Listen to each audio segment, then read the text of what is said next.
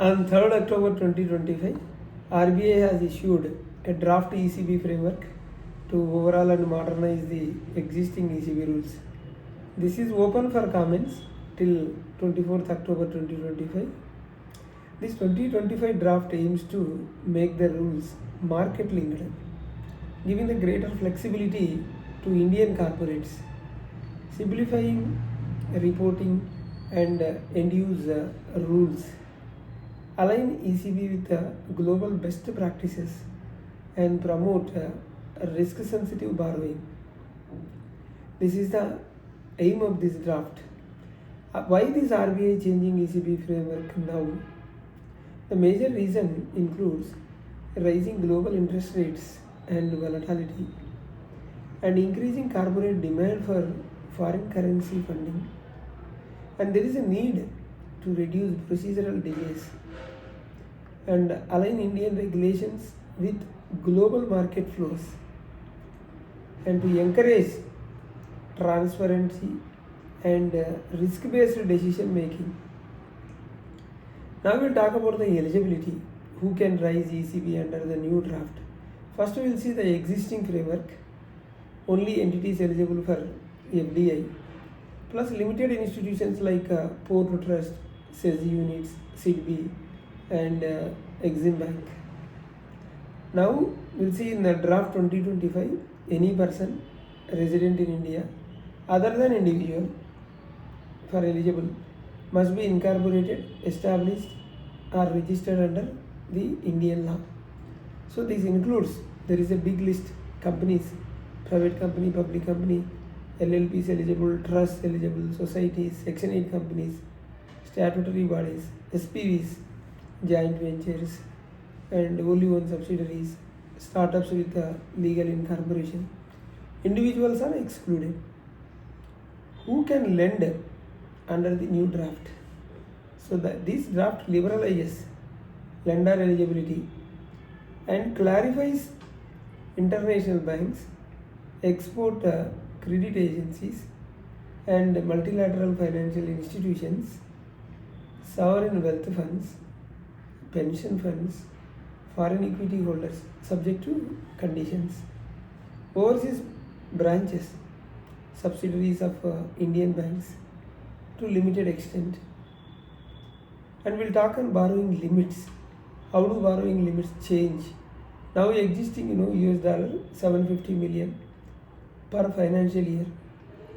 Draft 2025, ECB allowed up to the higher of outstanding ECB less than or equal to US dollar 1 billion, or total outstanding borrowings less than or equal to 300% of net worth as per the latest audited financials. So what is the practical impact of these new limits? This framework now, it is a risk based, so linked to net worth, and flexible because high performing firms can borrow more, and aligned with the corporate leverage norms. How will calculate 300% net worth? Net worth is equal to paid up capital plus free reserves minus accumulated losses minus deferred expenditure. Now we'll talk on interest rates. All-in cost, AIC. What is the major change in the interest rate or AIC cap? So existing benchmark rate, this is benchmark rate plus 500 basis points. This is existing. In the draft, market determined pricing. So RBI will only specify exceptions for specific risk categories. Now this opens the door for lower cost borrowings for high credit companies, negotiated pricing, more transparent market linked rates. How does market linked pricing that really help?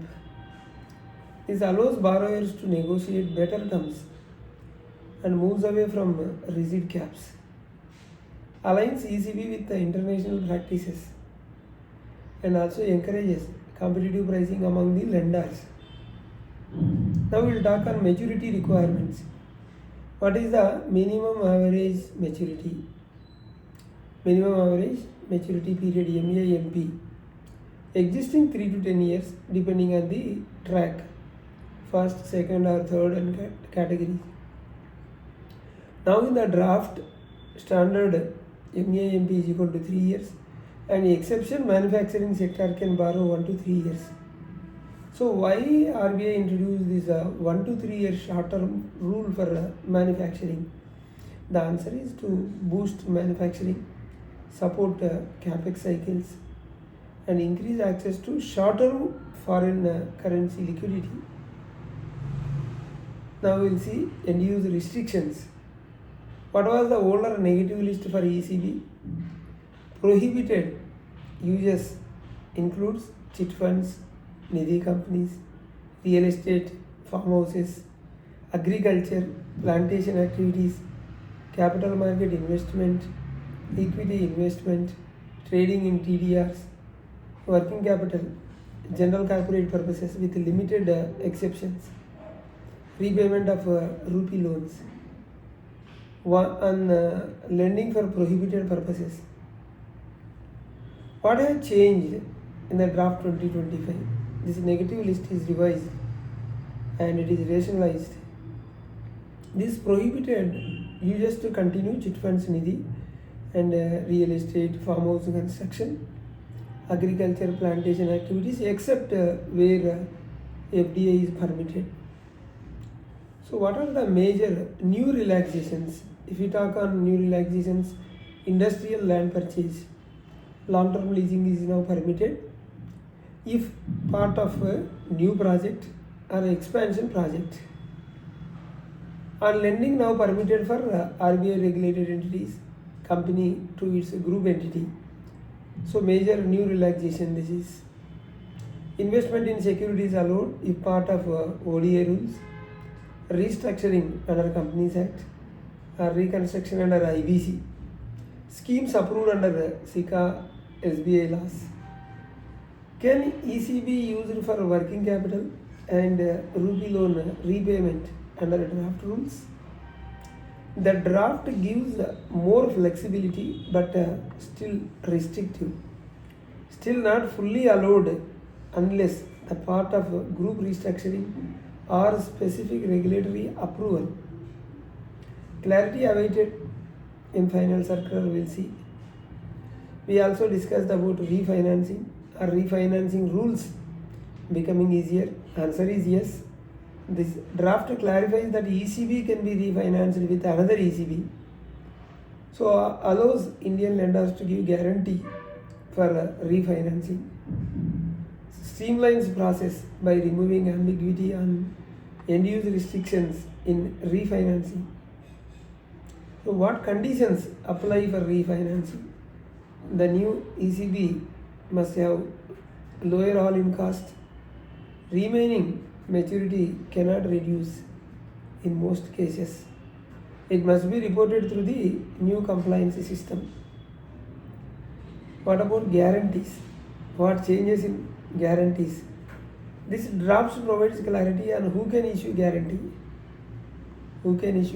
and conditions for corporate guarantee, and role of banks to NBFCs, non-banking finance companies, and reporting format, conditions for invocation. So guarantees may be allowed more extensively, but with risk-based safeguards. We will talk on conversion of ECB into equity. How is this ECB conversion into equity streamlined? So this draft clarifies conversion must comply with FEMA 20 ODA regulations. Fair valuation rules must be followed. And conversion can be partial or full conversion. Reporting via newly defined norms. And no need for separate RBI approval if conditions met. So this is a major boost for startups and tech companies, stressed companies under IBC. Now we'll talk on reporting compliance. What are reporting requirements and which are introduced? So this draft proposes a simplified and structured reporting architecture. Single master form, that is SMF redesign, clearly defined timelines, online drawdown reporting, and annual compliance certificates, separate reporting for guarantees, refinancing, conversion, end use certification. Suppose if any delay in or incorrect reporting, then LSF applicable, that is late submission fees, compounding is possible, then risk classification may be downgraded. These are all in the new draft. So access to ECB windows may be restricted for repeated non-compliance. We'll see the transitional provisions. What happens to existing ECB under the old framework? RBI will issue a transitional mechanism. Expected approach: existing ECB continues under old rules. New ECB after notification will follow new rules. Companies may opt to migrate subject to conditions. Refinancing of old ECB under new rules may be allowed. So what would be the impact? How will Indian corporate be affected? Positive impact is more funding flexibility and lower cost borrowings, because market linked ability to raise larger amounts and clarity in refinancing and conversion and simpler compliances. So the areas requiring caution is exposure risk limits. Foreign currency fluctuation risk will be there. Need for hedging policies, board level oversight, strong treasury management shall be there. Now the key differences overall I will explain again. Borrowing limit if you see, now $750 million per financial year. So with a draft $1 billion or 300% of net worth. Now existing framework all-in cost benchmark plus 500 basis points. In draft market driven, MAMP 3 to 10 years and MAMP in draft 3 years, 1 to 3 years for manufacturing. End use, now it is a strict negative list. In the draft, rationalized and more flexible. Refinancing now restricted. In the draft, it is a liberalized, clear rules are there. Eligible borrowers, at present FDI eligible only. In the draft, any resident entity, but individuals excluded. Guarantees, now it is limited. In the draft, it is a clear, liberal guidelines are there. And reporting, now multiple forms are there. In the draft, unified streamlined reporting is there.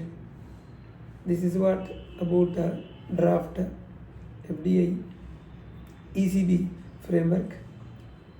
So final advice is, should companies start using the draft framework now? No. This is a draft and will become applicable only after final notification. Now what should stakeholders do now? Study the draft thoroughly. You can submit your comments before 24th October 2025. Thank you. We have two channels, RR Corporates and RR Legal Talks. Please do subscribe, hit the bell icon so that you will not miss our latest updates. Bye.